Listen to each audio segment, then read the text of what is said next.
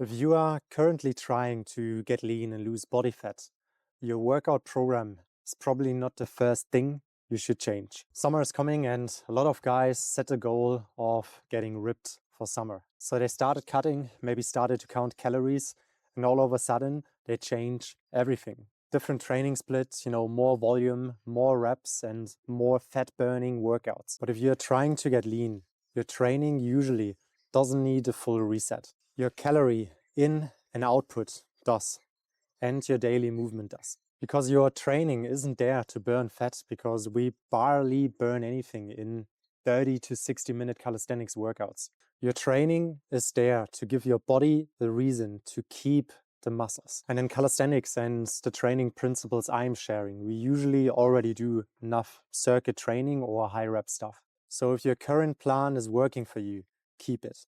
Same movements, same structure, and same intent. So we have to understand when we bulk, when we eat more calories than we need, our strength goes up faster, recovery is faster. But when you cut, your recovery usually is dropping. So our goals, when we look at training, have to change a bit. It's not about doing more.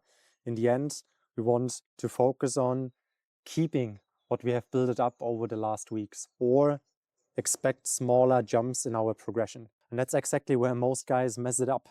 Because what is happening really often when guys go into a cut is that their progress is slowing down. And then they panic and then they start to add more stuff, which then in the end creates even more fatigue and worse results, especially when you go into a bit more aggressive cut. So you don't need more in that sense, but you need more control over the levers that actually give you progress.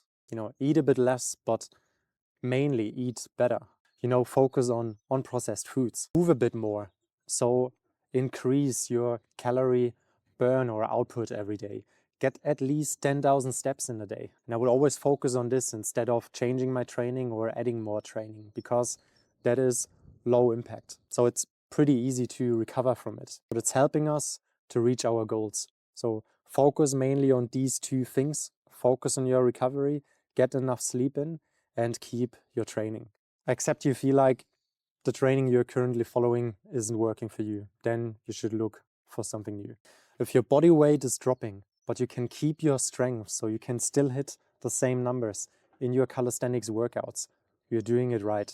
That's probably the biggest green flag you can have. And there's that one thing I believe most people get wrong about training. Training was never meant to just get you lean. That's a side effect, in my eyes, of a good training structure and a healthy enough nutrition plus consistency. In my eyes, the real goal should be, to feel strong, to feel capable, and to build a body that supports your life.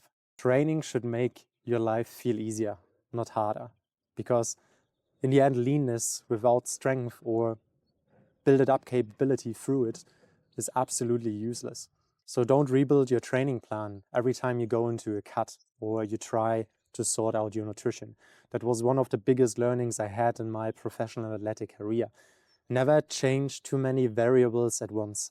Change one, check what is happening over the next 1 or 2 weeks, see how your body reacts, and then adapt based on the reaction and the signals you're getting from your body. So, keep it simple, keep it repeatable, get stronger when you can, and hold it when you have to. Let your diet and daily steps do the fat loss by focusing, on processed foods and enough daily movement like I do in this video.